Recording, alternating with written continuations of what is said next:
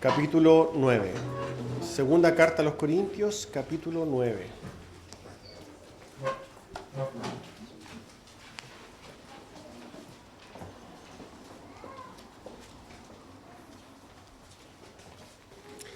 Vamos a estar leyendo desde el versículo 1 al versículo 7. Por tanto, la lectura será entonces 2 Corintios, capítulo 9, versículos 1 al 7. Dice así la palabra del Señor.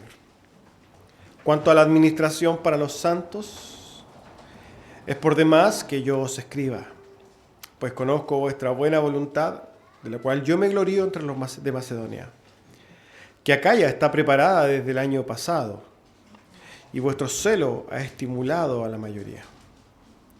Pero he enviado a los hermanos para que nuestro gloriarnos de vosotros no sea vano en esta parte, para que, como lo he dicho, estéis preparados.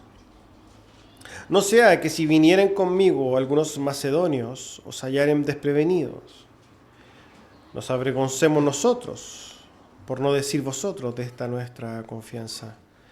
Por tanto, tuve por necesario exhortar a los hermanos que fuesen primero vosotros y preparasen primero vuestra generosidad antes prometida, para que esté lista como de generosidad y no como de exigencia nuestra.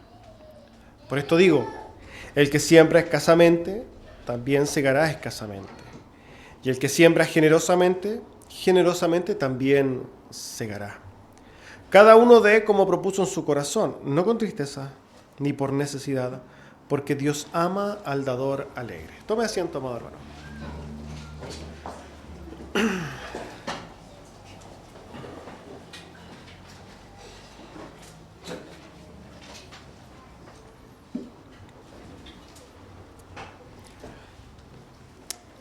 El título del sermón del día de hoy es un llamado a la generosidad. Antes de ir al sermón, recordamos nuestras actividades. El día miércoles a las 8 de la tarde tenemos culto de oración, al cual reiteramos nuestra invitación.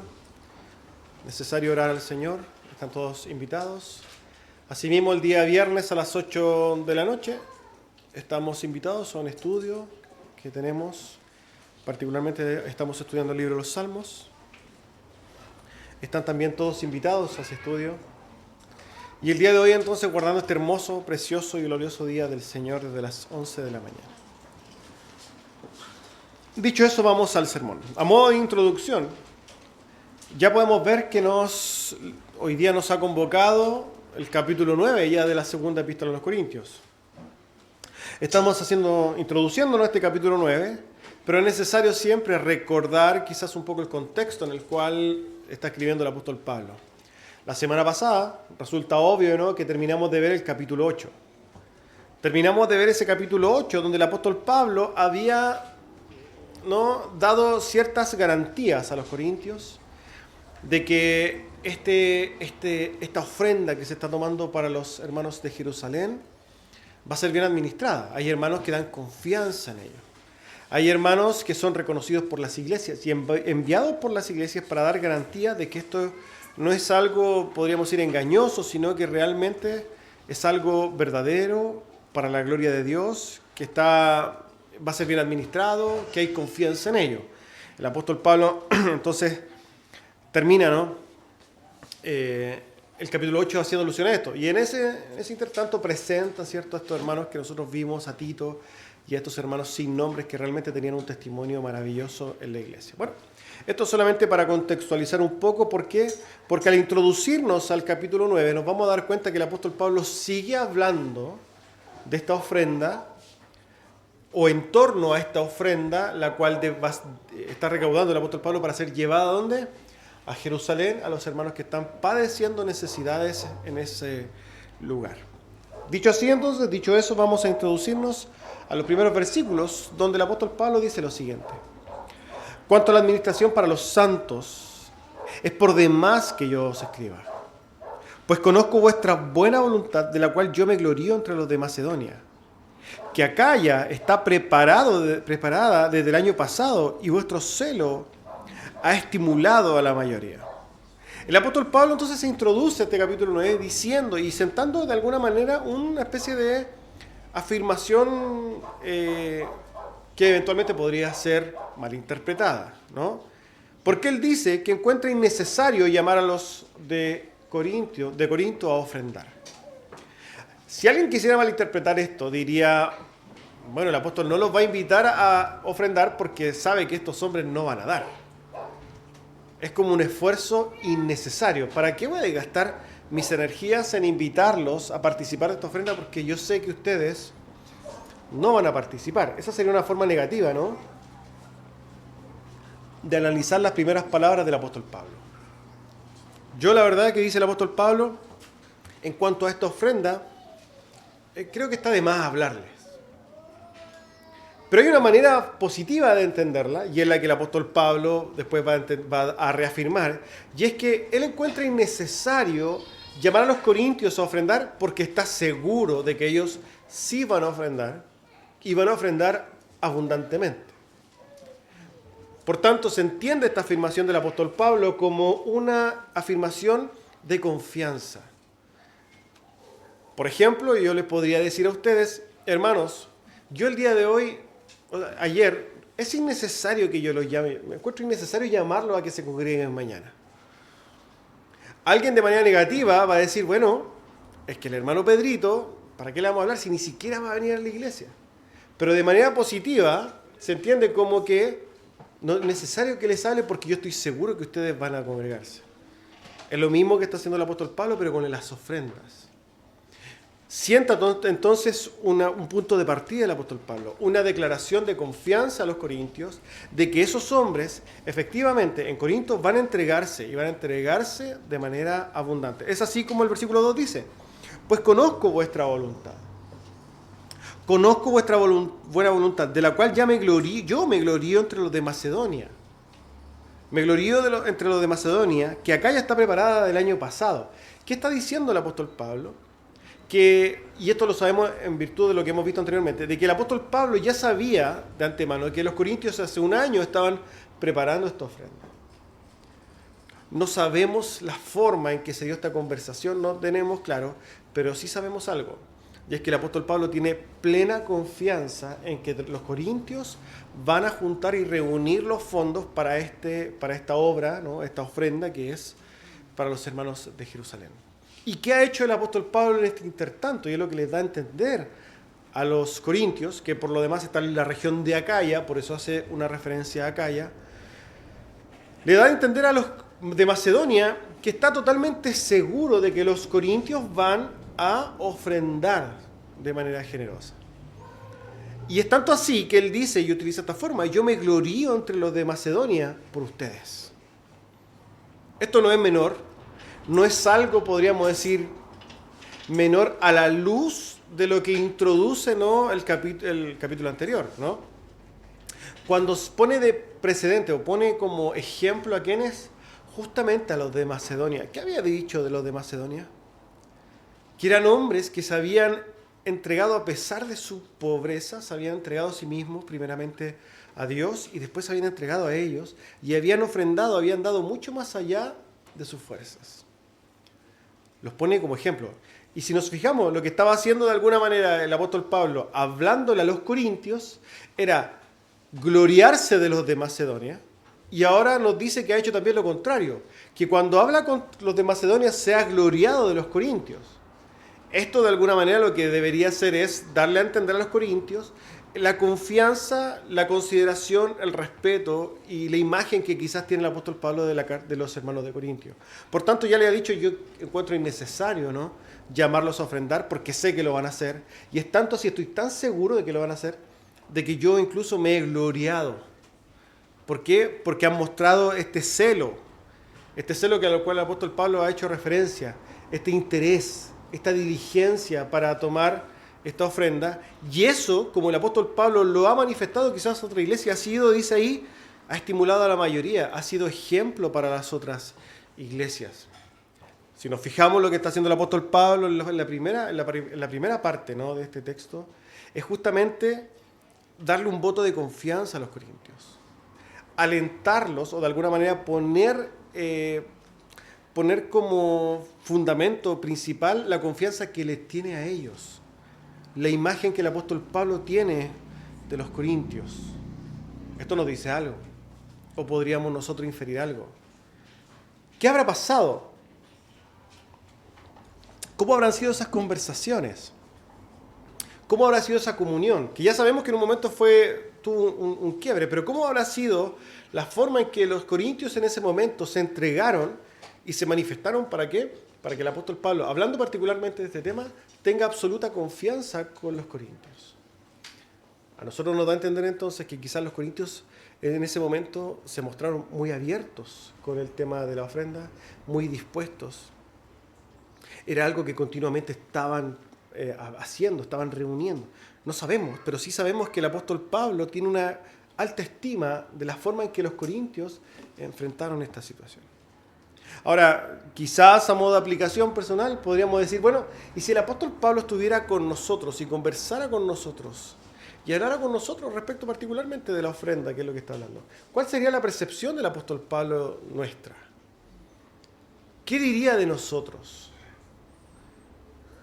¿Se gloriaría de nosotros para con otros hermanos? Oye, yo tengo un hermano en la iglesia Bautista de Santiago donde efectivamente hay hermanos que se entregan profundamente. ¿Será esa la imagen quizás de manera personal nuestra? ¿O derechamente el apóstol Pablo escondería nuestro testimonio o nuestro nombre para qué? Por misericordia. Esto es algo que quizás nosotros tendríamos que masticar. Aquí el apóstol Pablo, en la generalidad, está haciendo un llamado a dar generosamente. Esta es una realidad. Todo el capítulo 8 y el capítulo 8 y el capítulo 9 básicamente va a hablar justamente de la ofrenda y todo lo que de alguna manera rodea al tema de los dineros. Y nos vamos a dar cuenta de que tiene mucho más que ver, digamos, o tiene que ver con dinero, pero con algo mucho más allá, de entregarse desde el fondo del corazón. La ofrenda no es más que una manifestación de lo que hay en nuestro corazón. Es un fruto más. La cantidad de dinero que nosotros demos en virtud de lo que ganamos no va a hablar, digamos, de algo, no va a hablar de otra cosa que no sea de nuestro propio corazón. Esa es la verdad de las cosas. Nosotros vamos a dar conforme a nuestro corazón. Por tanto, la forma en que nosotros enfrentemos el tema de la ofrenda justamente va a hablar de quiénes somos en el interior. Hemos dicho, ¿cierto?, que el último que se convierte es el bolsillo, porque generalmente es una realidad. Al cristiano le cuesta mucho dar para la iglesia. Bueno, ya sabemos que el apóstol Pablo ha dado testimonio de que lo que ha visto anteriormente no le preocupa. ¿Por qué? Porque sabe que estos hombres van a dar. Pero sigue diciendo entonces, el versículo 3, dice lo siguiente: pero he enviado a los hermanos para que nuestro gloriarnos de vosotros no sea vano en esta parte, para que, como lo he dicho, estéis preparados. Suena una especie de contradicción, ¿no? El hecho de que el apóstol Pablo dice, mira, en primer lugar, yo considero innecesario llamarlos a ofrendar, por un lado, pero por otro lado, ahora les voy a enviar a ciertos hermanos, ¿para qué? Para que se aseguren, o para que se asegure esta situación, para que de alguna manera el hecho de que ofrenden se lleve a cabo, ¿cierto? Él dice, lo explica de esta manera, para que nuestro gloriarnos de vosotros no sea vano. En otras palabras, para que las palabras que de alguna manera él ha dicho, esa seguridad que ha manifestado, no se pierda. ¿Cómo entendemos esto? ¿Cómo es que en un momento el apóstol Pablo dice, yo encuentro innecesario llamarlos a ofrendar, pero por otro lado les voy a enviar a hermanos para asegurarme de que ofrenden? Bueno, podemos ver dos perspectivas. Una, la primera que podemos nosotros inferir, es que en esos tiempos el envío de los dineros no era como hoy día, ¿no? No habían agencias de envío de dinero, no se hacía por Chile Express ni otras cosas que nosotros hoy día tenemos. Hoy día tenemos muchos hermanos, no sé, por ejemplo, extranjeros que mandan dinero afuera y se manda por agencias. Pero en esos tiempos no existían estas cosas. O si existían de alguna manera, era muy, muy peligroso. ¿Qué era necesario entonces? Hacerlo de manera presencial. Tenía que haber un grupo de enviados. Eso es lo primero. Pero segundo, tenemos que considerar lo siguiente. Estos hermanos no solamente iban a cumplir el hecho de no solamente iban a recaudar la ofrenda, sino que tenían otro propósito, el cual era, de alguna manera, alentar a los corintios. Debemos recordar lo siguiente, el apóstol Pablo está escribiendo y está haciendo referencia a esto que había hablado hace mucho tiempo atrás. Si bien manifiesta su confianza, tampoco sabe lo que ha pasado en los corazones de los corintios en este tiempo. Entonces, de manera muy también necesaria, lo que va a hacer enviar a estos hermanos, ¿para qué?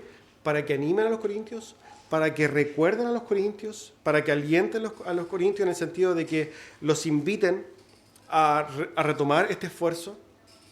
Se va a encargar, como dice ahí él, de llevarlos, ¿para qué? Para que ellos estén preparados, apercibidos. ¿Por qué? Porque como ha pasado tiempo, no sabemos lo que ha pasado. Por un lado manifiesta su confianza, pero por otro lado también hace lo necesario para que esto se lleve a cabo. Y lo explica de manera muy clara en el versículo 4. Dice lo siguiente: no sea que si vinieren conmigo algunos macedonios y os hallaren desprevenidos, nos avergoncemos nosotros, por no decir vosotros, de esta nuestra confianza. ¿Qué es lo que ha hecho el apóstol Pablo este último tiempo, como ya lo ha manifestado anteriormente? Se ha gloriado de los de Acaya, se ha gloriado de los corintios con los macedonios. Le ha dicho a los macedonios: mira, ¿sabes qué? Los de Corintios seguramente van a ofrendar y van a ofrendar mucho.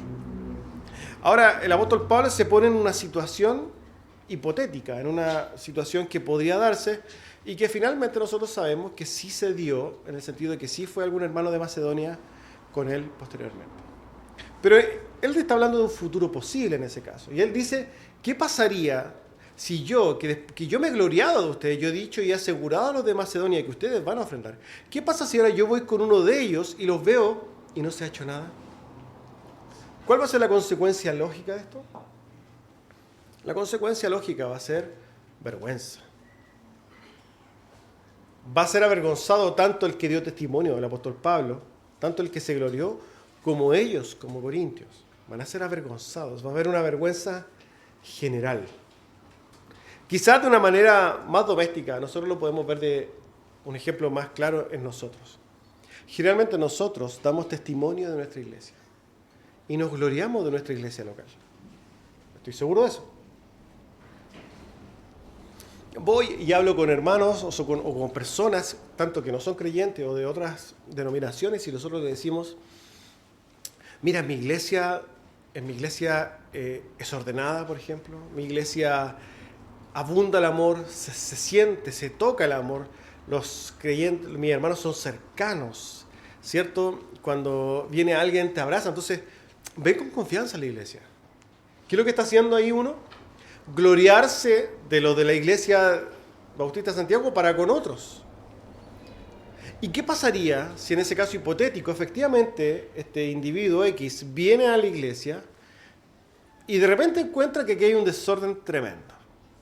Y también resulta que cuando termina el culto nadie lo toma en cuenta, ni le habla, ni nada. ¿Qué es lo que sucede en esta situación?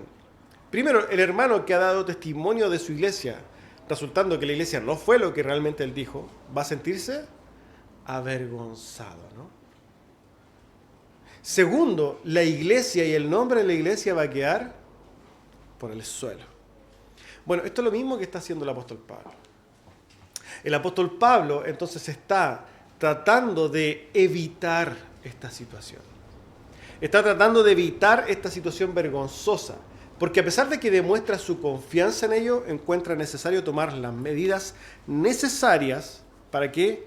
Para que ellos estén atentos, para que ellos estén alertas. Como hemos dicho, ha pasado tiempo, pero es necesario que los creyentes en este sentido estén atentos.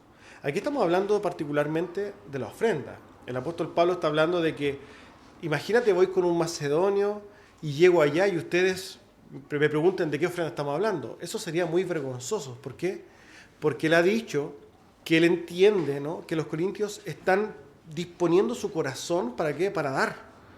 Sería muy vergonzoso. Por tanto, ¿qué encuentra necesario el apóstol Pablo? Enviar a estos hermanos a alentarlos, a motivarlos.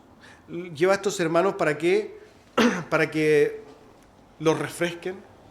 Y esto quizás no tiene que ver exclusivamente con el tema de los dineros. Tiene que ver con todo lo que hacemos, hermanos, en la vida cristiana, y tiene que ver con la utilidad, podríamos decir, o la bendición de tener hermanos que nos apoyen y nos exhorten. Quizás como una aplicación, ¿no? Aquí estamos hablando de corintios que quizás pueden estar desprevenidos con el tema de la ofrenda, pero pasa continuamente en nuestras vidas como creyentes que nosotros también tenemos muchas veces altos y bajos, algunos más que otros. Idealmente sería que nadie los tuviera, pero existe, esto es algo normal. Hay creyentes que muchas veces están muy espirituales, muy, podríamos decir, llenos de la palabra, llenos del Espíritu, y otros después decaen, se duermen. ¿Por qué? Porque procrastinan, porque postergan. ¿Por qué? Porque no se disciplinan. Y vemos, hermano, entonces que muchas veces suben y bajan. ¿Qué es necesario? ¿Por qué Dios en su sabiduría hizo la iglesia? Justamente para que otros hermanos los alienten, para que los fortalezcan, para que los ayuden, para que los exhorten. Las Escrituras a nosotros nos dicen, ¿cierto?, que los hermanos están ahí para que juntos unos con otros los apoyemos y nos ayudemos los unos con los otros, nos alentemos los unos a los otros. Y el apóstol Pablo entiende también esto. Es algo común, necesario, el hecho de que hermanos vayan en pos de otros. ¿Para qué? Para que no se duerman. Es así como el apóstol Pablo lo dice en el versículo 5. Por tanto, tuve por necesario exhortar a los hermanos que fueran primero a vosotros y preparasen primero vuestra generosidad antes prometida, para que esté lista como de generosidad y no como de exigencia nuestra. El apóstol Pablo ve un problema, un riesgo. Ve un riesgo, y ¿qué es lo que va a hacer entonces? Va a tomar medidas. Y las medidas que en este caso en particular va a tomar es justamente el envío de estos comisionados, el envío de estos hombres. ¿Para qué? Para que estos primeros vayan y preparasen a los hermanos. Aquí encontramos que el apóstol Pablo envía a estos hermanos para que ellos preparasen su generosidad antes prometida, ya sabemos un año anterior, estuvieran preparados y no fuera algo que los pillara de manera desprevenida. Esto es algo que sucede, hablando de ofrendas, mucho en la iglesia hoy. Es más, es tan ilógico para lo que voy a decir, que muchos hermanos que vienen domingo a domingo a la iglesia, el pastor o la persona de turno va a decir, vamos a tomar la ofrenda. Oh, esto me pidió sorpresa. Personas que vienen domingo a domingo y saben el orden, la estructura del culto, saben a la que hora que viene la ofrenda, pero eso incluso los toma por sorpresa. ¿Qué habla esto? ¿Qué nos dice esta situación? Nos dice algo del corazón en primer lugar. Nos dice algo respecto de la forma en que ellos se enfrentan el tema de la ofrenda. Y nos da a entender a nosotros, por tanto, de que no es algo realmente importante. No es algo que esté en nuestra consideración. No es algo para que nosotros estemos preparados. Preparado habla de algo que está ¿no? Antes. No es algo que realmente yo haya pensado antes. ¿Y está bien eso? La respuesta es no. Lo que nosotros tendríamos que hacer respecto a las ofrendas es quizás seguir en la línea de lo que el apóstol Pablo nos presenta aquí. Y es que nosotros preparemos desde antes nuestras ofrendas. Y que cuando pasen la ofrenda, yo ya tenga mi ofrenda, que yo ya di en mi corazón desde antes, y yo solamente haga la función de sacarlo de mi bolsillo, donde sea, y ponerlo, nada más. No pensar ahí, hoy me tomo la billetera. Eso, hermanos, no está bien, porque habla de algo que no me importa. Y ojo con esto, porque si bien es incómodo, si bien es algo delicado, y si bien es algo que no gusta, hermanos, en las iglesias, particularmente a mí también me carga hablar de dinero.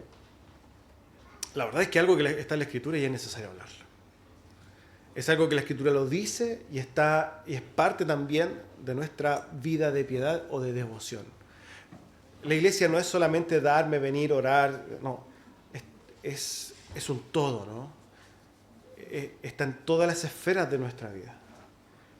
Tanto como soy como soy en mi hogar, como padre o como hijo, como esposa, en mi trabajo, en mi vida, en la iglesia, mis finanzas, mi corazón, etc. Es un todo. Y el dinero también forma parte de ello. El apóstol Pablo entonces lo que hace es recordar, enviar a estos hermanos para prevenir algo. Preparen con generosidad antes, que esté lista, para que no sea algo que los pille desprevenidos. Y derechamente lo hace de una manera quizás muy pastoral, en el sentido de que, si ustedes se fijan, lo que dice el apóstol Pablo es que lo que él está pidiendo es que ellos desde su corazón ofrenden, para que lo que se haga al momento de recolectar esta ofrenda sea una manifestación clara de lo que pasó antes y no que sea una exigencia nuestra. Se nota la mano del apóstol Pablo ahí, esa mano pastoral en ese sentido. Él no quiere pretender juntar dinero porque sí, él no tiene el afán de sacarle dinero a la iglesia porque es necesario sacarlo. No. Él, a la misma vez de que quiere prepararse, ¿cierto?, quiere que realmente estos hombres den con entendimiento, den con la generosidad de ellos. Dijimos que el título del sermón es un llamado a la generosidad, claramente, hermanos, porque se habla poco de la generosidad. Particularmente en la iglesia reformada se habla mucho de teología, de muchas cosas, de doctrina, de servicio, pero se habla poco de ser generosos. Pero somos llamados también a dar con generosidad, a ser generosos, a meditar esa generosidad, a ver cómo doy. O piensa esto, ¿hay alguno de los que están en esta iglesia que dentro de su sueldo mensual aparta, no sé, un 3%, un 5%, un 1% y dice, esto lo voy a guardar para dárselo a alguien porque estoy pensándole a aquel que está en necesidad? Estoy seguro que nadie lo hace. Nadie lo hace. Porque no está en nosotros el ser generoso. Tomamos la generosidad como un acto que viene de manera improvista. Y ahí yo doy. Pero no es algo que nosotros preparemos desde nuestro corazón antes, porque esto lo voy a apartar porque yo quiero aportar. Eso no lo hacemos. Y no lo hacemos, obviamente, porque ser generoso no es algo que se nos enseñe continuamente, no es algo de lo que nosotros hablemos continuamente, pero es necesario hablarlo hoy día, porque así lo dice la Escritura. Tenemos que nosotros pensar de esta manera, ser generosos, dar, pero dar desde el corazón, no a manera de imposición. Es triste, hermanos, cuando la iglesia tiene que básicamente poner presión. ¿Para qué? Para que haya esa generosidad. Siendo que debería ser total y absolutamente voluntaria. La generosidad debería emanar del corazón de nosotros y no ser algo que la iglesia pida o exija. No tiene que ser así. El apóstol Pablo pone como precedente esto. Envió a estos hermanos para que ustedes preparen primero vuestra generosidad antes. La que prometieron antes, que la preparen. Para que realmente sea un acto de generosidad y no algo como exigencia nuestra. Vemos, por tanto, que el apóstol Pablo no hace uso de su apostolado ni su posición, ¿no?, de autoridad. Él lo que hace pastoralmente es llamar a reflexionar en nuestros corazones. ¿Para qué? Para que nosotros desde el fondo del corazón demos. Lo que hace el apóstol Pablo no es atacar la forma, sino el fondo. No ataca el hecho de la forma en el sentido de hay que dar, sino que al fondo del corazón, para que nosotros meditemos en, ¿esto es algo importante en nosotros? ¿Es algo que yo considero? ¿Es algo que realmente está en la Escritura? ¿Tiene que ser parte de mi carácter? ¿Para qué? Para que nuestro dar sea algo genuino, por lo demás. Sea algo con entendimiento. Ya el apóstol Pablo ha sentado precedentes de que la ofrenda tiene que ser una ofrenda acepta a Dios. Y esa ofrenda acepta a Dios no es una ofrenda dada, ¿cierto?, a regañadientes. No es una ofrenda dada bajo presión. No es una ofrenda dada para, de alguna manera, canjear algo con Dios. No es una ofrenda dada por miedo. No es una ofrenda de esa manera. Dios no quiere ese tipo de ofrendas. Nosotros tenemos que dar desde la generosidad con entendimiento y con gratitud y alegría, como después lo va a concluir. Versículo 6 dice lo siguiente entonces, en la misma línea. Por esto digo, el apóstol Pablo, el que siembra escasamente también segará escasamente. Y el que siembra generosamente también segará. El apóstol Pablo entonces, después de llamar entonces a la generosidad, Por un principio, el apóstol Pablo está usando un proverbio, muy probablemente un proverbio de la agricultura de ese tiempo, que es un proverbio general hasta el día de hoy. Si yo siembro 1 hectárea, no voy a recibir o no voy a cosechar la misma cantidad de que si yo siembro 100 hectáreas. Eso es un principio general, ¿no? Si yo siembro poquito, 1 hectárea, voy a recibir 1000 kilos. Esto es un ejemplo nomás. Si yo siembro 100 hectáreas, yo voy a recibir 100.000 hectáreas. Este es un principio agrícola que podemos entenderlo hasta el día de hoy. Pero el apóstol Pablo, recordemos que está hablando al corazón. Y esto, el apóstol Pablo no está hablando de granos, hermanos. Está haciendo alusión a algo que se usó también en todo el Nuevo Testamento, particularmente también por Jesucristo, como algo que ellos podían ver naturalmente, en este caso, las siembras, las cosechas, para enseñar principios espirituales detrás de ellos. Por ejemplo, el apóstol Jesucristo habló de la parábola, ¿no?, del sembrador. Y Jesucristo, cuando habla de la parábola del sembrador, no está hablando de semillas reales ni de tierras reales, está hablando de verdades espirituales. El apóstol Pablo está haciendo lo mismo acá. No está hablando de granos ni cosechas, está hablando del corazón y de verdades espirituales. Y lo que dice, lo que pone entonces el apóstol Pablo respecto de dar generosamente con entendimiento desde el corazón es que si yo doy realmente del corazón y doy mucho, recibiré mucho. ¿Y qué es lo que usan algunos mercaderes de la fe? Decir, Dios está hablando de dinero y por tanto si usted da mucho, Dios le va a dar mucho también. Pero no está hablando de dinero, está hablando de darse, de dar desde el corazón. Y efectivamente, hermanos, esto es un principio que sí es correcto. Cuando más damos de nosotros mismos, más recibimos. Pero estamos hablando también de que recibimos otro tipo de bendiciones. O de que de alguna manera los frutos de lo que hacemos son mayores. Cuando nosotros nos disponemos, efectivamente, el dar dinero es una consecuencia, como hemos dicho, desde el corazón. No es el dinero en sí mismo lo que vale, sino que la disposición del corazón.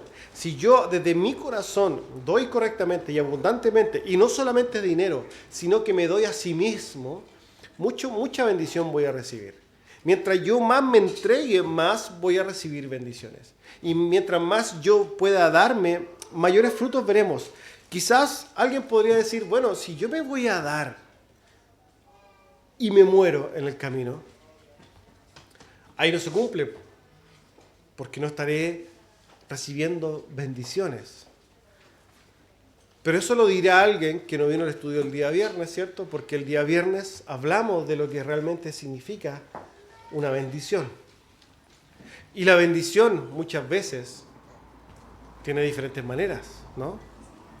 Y la mayor bendición que nosotros podríamos recibir de Dios es justamente esta comunión eterna con Dios. Incluso la muerte para los creyentes es la bendición más grande. Ahora, juntamente con la muerte pueden venir tremendas bendiciones para el mundo. Hay hombres que han dado su vida, ¿cierto? Y que no solamente han sido bendecidos ellos, sino que han sido bendecidas otras personas. Y aquí quiero hablar de un caso en particular donde vemos que un hombre se entrega a sí mismo y que él entiende que la mayor bendición que él pudo recibir, obviamente eran los cielos, pero que a su vez, por medio de su muerte, el mundo, podríamos decir, u otras personas también recibieron la bendición de Dios. Yo creo que más de alguno conoce a James Elliot. Este hombre murió tratando de predicar a una tribu en Ecuador. Ese hombre murió por la fe. ¿Qué sucedió con él? Murió, efectivamente. Pero él dijo algo que es una de las citas que nosotros muchas veces recibimos, o más de alguno la ha oído. Dice, no es insensato el que cede lo que no puede conservar para ganar lo que no puede perder. Vuelvo a repetirlo porque estoy seguro que no entendieron lo que dije. Lo voy a decir de más lento. no es insensato, o sea, no es tonto, no es algo absurdo, de hecho, no lo es. No es insensato el que cede todo lo que no puede conservar. ¿Qué no podemos conservar en este mundo? O sea, es que no hay nada que podamos conservar, todo lo vamos a perder, incluso la vida. Entonces, no es insensato perder todo eso para ganar lo que no se puede perder. ¿Y qué es lo que no se puede perder? La salvación, la comunión eterna con Dios, ¿cierto? La vida, ¿cierto? Celestial, eso no se puede perder. Entonces él dice, y él murió fiel a su palabra. No es insensato, no es tonto perder todas las cosas que nosotros no vamos a conservar, hermanos, para ganar algo que realmente nosotros no vamos a poder perder nunca, la eternidad. En otras palabras, él vivió este doble fruto. Por un lado, él recibió la máxima de las bendiciones cuando se entregó por completo, porque este hombre entregó su vida por la fe. Tiene el galardón, la heredad eterna, la comunión eterna con Dios en los cielos. Él ha sido bendecido en ello, pero por lo demás otras personas recibieron abundantes bendiciones. ¿Por qué? Porque finalmente nosotros sabemos la historia. Después estos hombres, por medio de otros también otras personas, finalmente aceptan el Evangelio, y esto es algo que nosotros podemos ver que es un principio que en la Escritura también se dice cuando el Señor dice que si la semilla, hermanos, otro principio agrícola, no muere, no puede dar fruto. Para que haya fruto, ¿qué tiene que pasar con la semilla? Debe morir. Y esto habla de principios espirituales, hermanos, no habla de dinero. No son billetes. El cómo nosotros nos damos va a tener muchas formas. La manera de ofrendar es una de las tantas. Pero yo no me quiero quedar en llamarlo a solamente dar plata. Oye, yo soy súper piadoso porque doy mucha plata. No. Tenemos otras formas también de entregarnos. O sea, tenemos que entregarnos totalmente. En nuestras finanzas, pero también en nuestros cuerpos, en nuestros miembros, en nuestro corazón. En darnos a los unos a los otros, en darnos a la iglesia, al servicio. Aquí particularmente el apóstol Pablo está hablando de darnos en la manifestación del dinero, pero el apóstol Pablo está hablando del corazón. Y así es como concluye el versículo 7. Cada uno dé como propuso en su corazón. O sea, el corazón es el que dictamina lo que va a salir de nuestros miembros. No con tristeza, ni por necesidad, porque Dios ama al dador alegre. Termina este fragmento del apóstol Pablo entonces dejando claro esto. Cada uno es llamado a dar como propuso en su corazón. Como dijimos en un momento, la ofrenda no es más que una manifestación de lo que hay en nuestro propio corazón. ¿De cuánto a mí me importa lo celestial? ¿De cuánto importa para mí el reino de los cielos? ¿Cuánto importa para mí Cristo en general? ¿Cuánto importa para mí todo lo que se hace para el reino de Dios?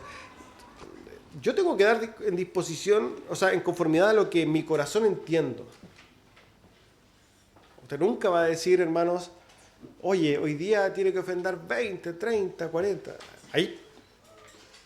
Hay mercaderes de la fe que hacen eso. Pasen por aquí los de $1,000, $10,000. Esa no es una iglesia cristiana, esos son mercaderes de la fe. Lo que dice la Escritura es que nosotros, conforme a nuestro corazón, demos al Señor. Y ese dar no tiene que ser un dar con tristeza, bajo ningún punto de vista. Es que yo voy a dar y me voy a entristecer, que me siento robado. No vea de esa manera.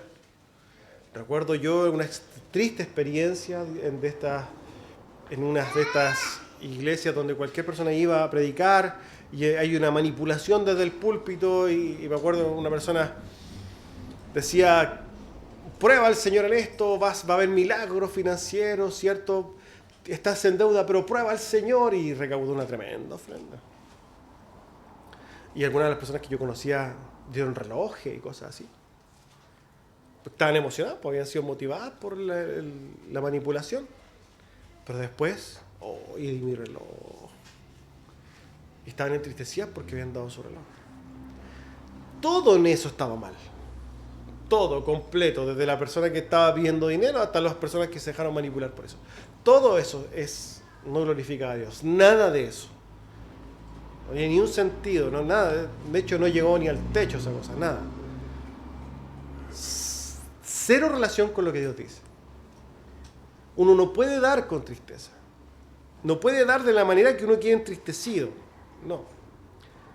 Tampoco por necesidad, que esto es a lo que se apela, ¿cierto?, en estas iglesias.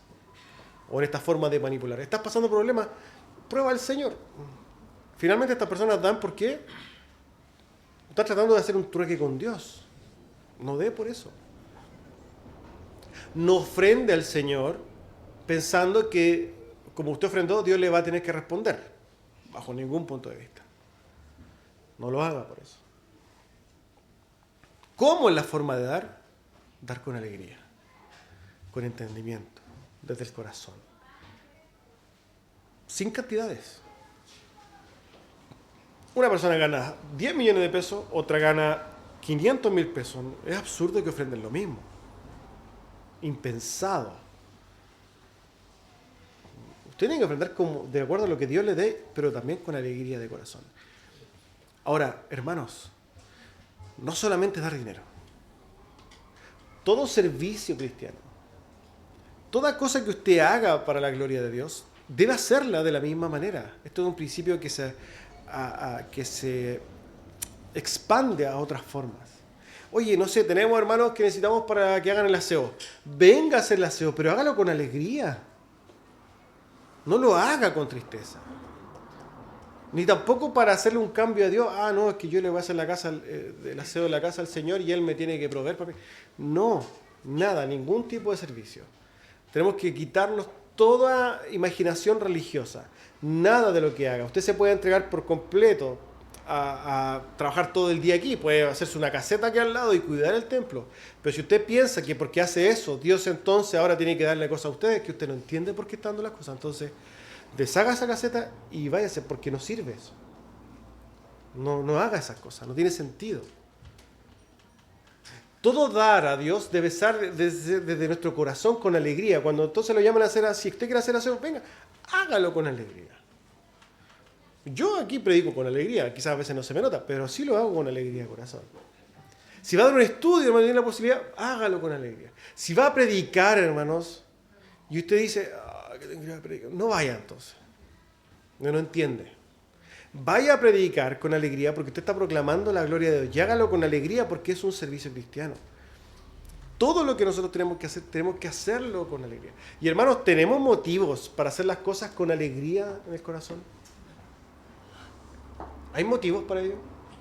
¿Hay motivos para que yo pueda dar desde mis recursos financieros con alegría? Aquí voy a posar 4 puntos nomás, nada más. 4 puntos. El primero,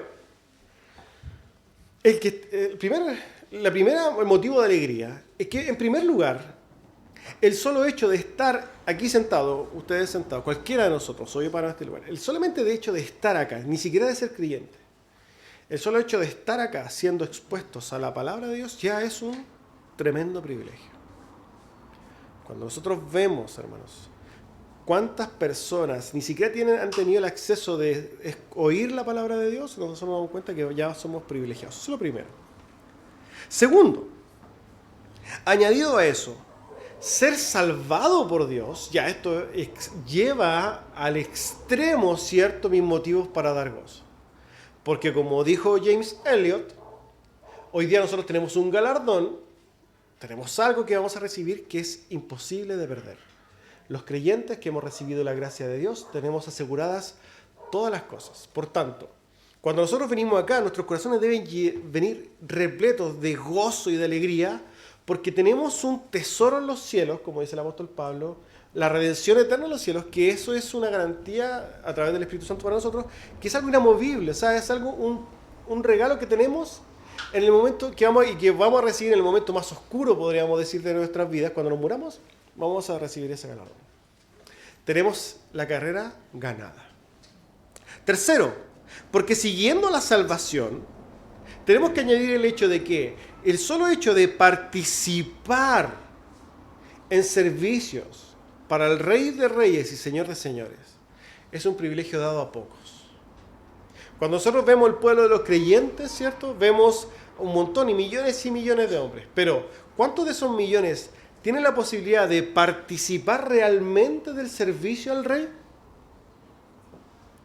En tiempos antiguos, las personas que trabajaban para el rey eran personas que tenían privilegios. Y en ciertos contextos existían los que se llamaban eunucos. Los eunucos, para poder servirle al rey, ¿qué tenían que hacer? Básicamente, castrarse o cortar, ¿cierto?, derechamente, con métodos de anestesia poco eficaces, sus partes íntimas. Pero lo hacían ¿por qué? Porque el hecho del estatus que le iba a dar eso era máximo. Era una posición particular. Trabajaban para el rey, cercanos al rey. Ahora, nosotros, hermanos, servimos al rey de los reyes, al rey de la creación. Por tanto, el hecho de nosotros siquiera tener una pizca, ¿no?, de ese servicio, para nosotros es un beneficio dado que nosotros lamentablemente muchas veces no consideramos. No consideramos. Pero es un privilegio superior el hecho de poder servir a Dios. Y por último, amado, por medio del servicio, no solamente somos privilegiados, el ser partícipe, el estar acá, el oír, el ser salvados, el servir, sino que por medio del servicio, Dios, de manera gloriosa, forma nuestro carácter. No hay nada mejor, podríamos decir, para formar nuestro carácter que servir. Hay un montón de personas que vienen acá a la iglesia por primera vez, están poco tiempo en la iglesia, y alguien no los mira, me enojé, no vengo más a la iglesia, el pastor dijo algo desde el púlpito, me lo dijo a mí, siendo que esto es general, pero alguien lo toma, me voy. Pero cuando usted sirve a Dios, no solamente muchas veces no va a ser ni mirado ni nada por el estilo, usted va a ser traicionado, a usted le van a mentir, le van a clavar puñales por la espalda, lo van a denostar, van a hablar mal de usted, no le van a agradecer nada. Derechamente va a vivir una serie de traiciones y cosas por el estilo. Pero ¿saben qué va a hacer eso? Cada día va a ir formando su carácter. Va a ser decepcionado, traicionado, ¿cierto? ¿Pero qué hace eso? Forma su carácter. Servir a Dios, hermanos. Incluso en la predicación, cuando usted va y se dispone su corazón y yo voy a la predicación y me dicen que no, eso está formando su carácter. Usted sin darse cuenta, al principio le dicen que no, un puñal en la espalda, pero no sé, después pasan 6 meses y le dicen que no, algo natural, fluye. ¿Por qué? Porque usted ha generado callos en su piel y ya las agujas cuesta que entren. ¿Por qué? Porque su piel va siendo más dura. Y eso se da en todo servicio cristiano. Entonces, cuando nosotros tenemos la posibilidad de servir en lo que sea, veámoslo como el trato especial que Dios da para hacernos crecer, para hacer madurar nuestro carácter, para hacernos parecernos a Cristo. Por tanto, pensando solamente en estas 4, tenemos motivos para dar y para servir y para entregarnos de manera gloriosa, de manera alegre, de manera, ¿cierto?, entendida, con alegría de corazón. Y ojo, hermanos, porque ¿quién sabe si a través de nuestro testimonio, del dar con alegría, de mostrar, hermanos, esta profunda piedad, alguien en algún momento diga a otra persona: te doy testimonio. ¿Sabes que yo conozco a unos hermanos de la iglesia bautista, ¿no?, de Santiago, una iglesia reformada, donde, hermanos, la piedad de ellos era tremenda. Tanto así que no tenían mucho, pero estos hombres, estos hermanos, daban más allá de sus fuerzas, servían más allá de sus fuerzas, se dieron primeramente al Señor y se dieron a nosotros de manera maravillosa. Algún día quizás, si nosotros nos entregamos, se va a decir de alguno de nosotros o de nosotros colectivamente lo mismo que se decía de los hermanos de Macedonia. Y eso, hermanos, sería un privilegio glorioso. Espero que Dios lo piense así también en virtud de lo que nosotros podamos hacer para adelante. Amén. Vamos a orar al Señor para terminar.